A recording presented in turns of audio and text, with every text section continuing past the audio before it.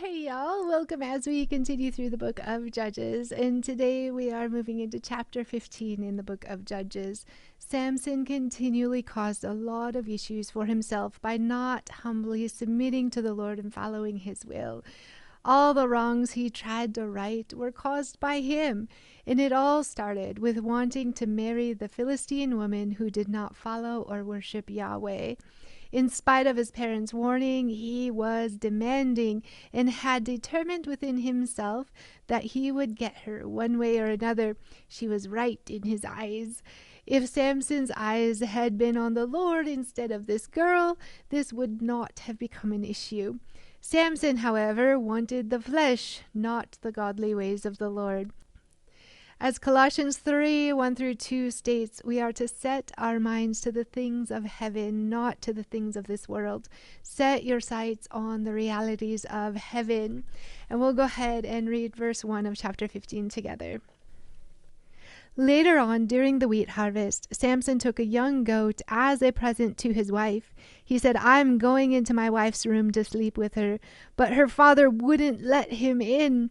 "I truly thought you must hate her," her father explained, "so I gave her in marriage to your best man.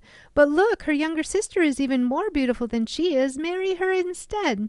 Samson said, "This time I cannot be blamed for everything I am going to do to you Philistines."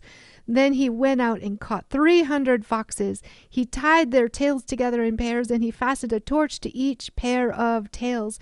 Then he lit the torches and let the foxes run through the grain fields of the Philistines. He burned all their grain to the ground, including the sheaves and the uncut grain.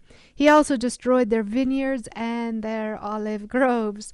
Even though he never consummated this marriage, Samson thought he was legally married to the woman of Timnah, and he truly really had no reason not to think that. He therefore took a goat as a gift to his wife, but her father would not let him see her. In this time in culture, a gift was given before having relations, and Samson was basically doing the same thing that Judah had done with Tamar in Genesis 38:17. For their arrangement. Samson's wife's father told him that he had already given this wife to someone else. He had to have been shocked to learn that he is no longer married, and the woman that he lusted after is now married to his best man. He had paid the bridal price for his wife, and now he neither had that money or the wife. Samson vowed revenge. He was essentially mad at the enemy for stealing his girl, and this is the enemy of God. He didn't care that they were God's enemy, though, and that they were hurting God's people, God's holy nation. He was more angry that he did not get what he wanted than the fact that they were the enemy. The passion to get even seemed to govern Samson's life. He's fighting his own battles rather than the Lord's battles. So the Lord is fighting for his holy nation in spite of Samson. When David faced the Philistines, he viewed them as the enemies of the Lord, and he wanted to honor the name of the Lord above all else in the victory. Samson clearly has a very different attitude. We need to be cautious and aware of our internal motives. We need to ask God to search us and reveal any hidden selfish motives that may be present under the cloak of religious zeal. Personal vengeance and private gain rather than the glory of the Lord should never be our motivation. Ungodly anger fed by pride and motivated by selfishness does not glorify God or bring any good to our lives or other people's lives for that matter. There's a very fine line between righteous indignation and a religious temper tantrum. Samson went out and he caught 300 foxes. The Hebrew word for fox is also used for jackal. And foxes were solitary animals, while jackals run in packs. So it's likely that these were jackals, not foxes. And Samson didn't get what he wanted, so he used these jackals to act out like a spoiled child, and he burned up the grain in the fields of the Philistines. The fire spread. While Samson is acting out like a vengeful child, God is actually working through him in this to harass the Philistines and prepare them for their coming defeat. Samson had a higher calling than any other deliverer in the book of Judges. However, he spent his whole life doing his own thing. Samson was called to deliver the people from the Philistines, but he was overly crowded with these internal desires of his own flesh. It had nothing to do with his calling from God, but rather his own selfish desires for revenge.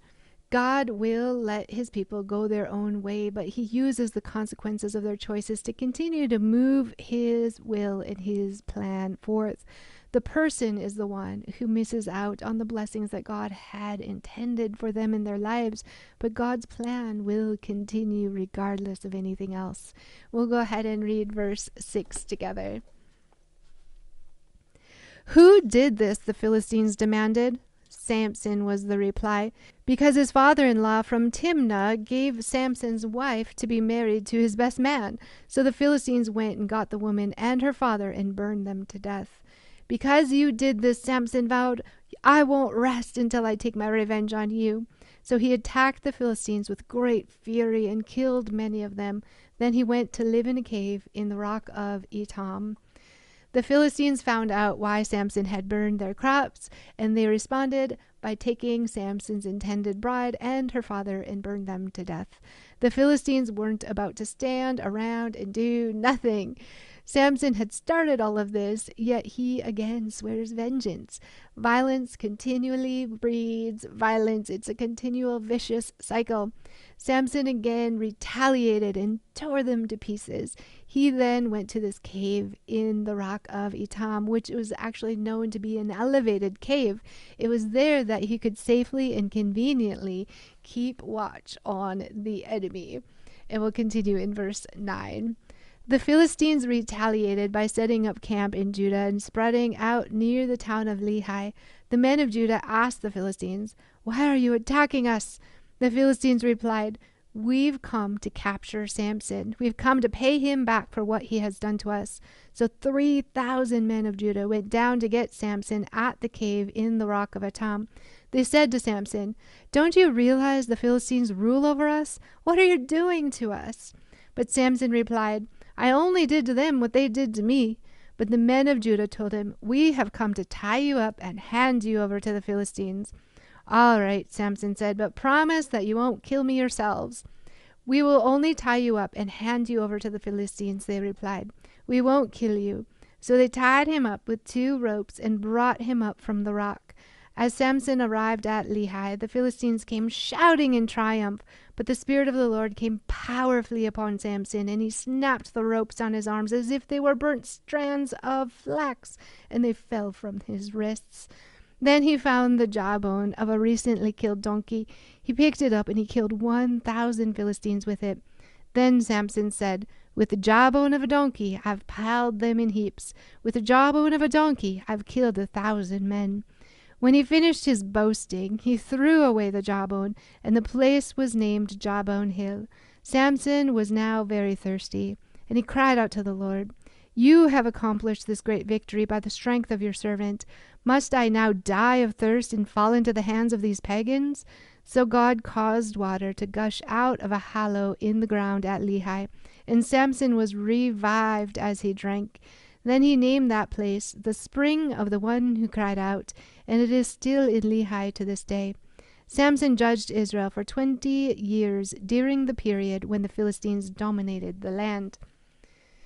Samson attacked the Philistines, so the Philistines retaliated and attacked Israel.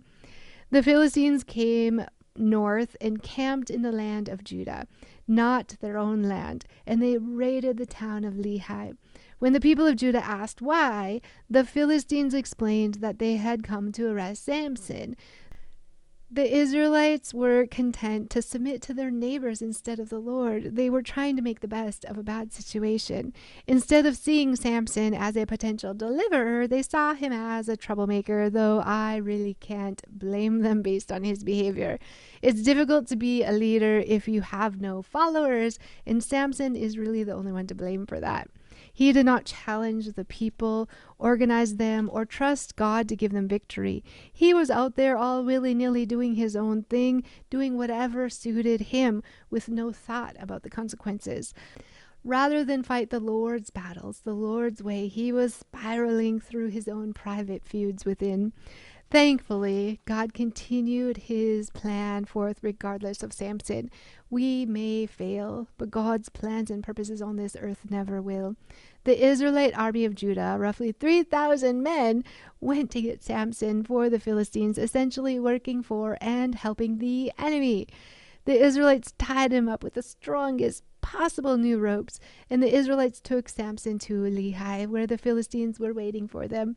They cooperated with the enemy and literally handed over their own God-appointed leader. Samson willingly surrendered to his nation and the nation he was supposed to be leading to victory and freedom from this oppression. The Spirit of the Lord took control of Samson, and the ropes that bound his arms became like burnt flax, which was the weakest of all ropes, allowing him to break free. Samson picked up a donkey's jawbone and took out 1,000 Philistines with it, and I can't help but wonder what his fellow brothers from Judah thought when they watched their prisoner kill the invader single-handedly with a jawbone. God used his Spirit through Samson to penetrate the darkness. He does the same thing for us today if we're willing to let him lead, follow his will and guidance. The Spirit of God helps us break free from the bondages of sin. We will still face temptations, but God gives us the strength and the power to say not today, Satan, or any other day for that matter, and we can run faithfully the other way. Through his Spirit, he gives us the strength that we need to overcome whatever may come. We need to intentionally decide to stand firm in Jesus and fight sin. We aren't meant to do it alone. We support, encourage, and pray for each other and become a healthy, united army for the Lord.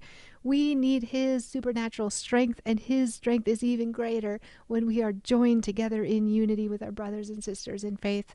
When we get serious about overcoming and standing firm in Jesus, we fight passionately against sin and darkness.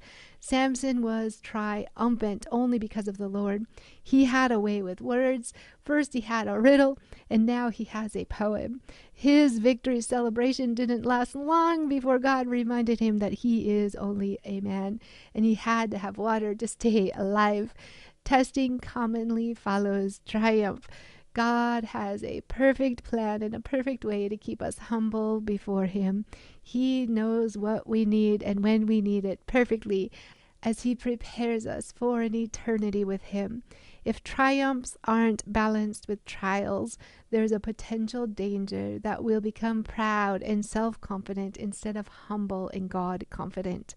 Samson became weak and thirsty, and for the first time in the mission that God has placed on his life, he cries out to the Lord. God brought water up from the ground for him. Samson drank, and his strength returned. He was revived. He continued on judging for 20 years during the days of the Philistine oppression. Samson should have gone a step further and humbly asked for the Lord's direction as well. We tend to cry out quickly for help for our inner bodies when our greatest need is for our inner person, for our spirit. When we're totally dependent on the Lord in every single way possible, we are the safest. Samson's prayer revealed that he did consider himself God's servant and that he didn't want to die in the hands of the godless Philistines. God was merciful, and he miraculously opened a spring of water for him. It is the Lord's kindness that turns people to salvation. The Lord's hand was on Samson's life. Even though the men of Judah were determined to hand him over to the Philistines, Samson's God-given strength brought the victory. He was a one-man army, killing 1,000 men with the jawbone of a donkey, and the Lord gave him that victory in the battle, even though he wasn't walking humbly or closely with the Lord.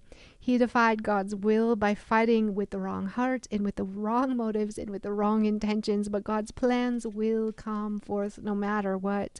He is always faithful, and he always will be. The Lord waits for us to return to Him, to turn so He can strengthen us, to submit and humble ourselves before Him so He can revive us.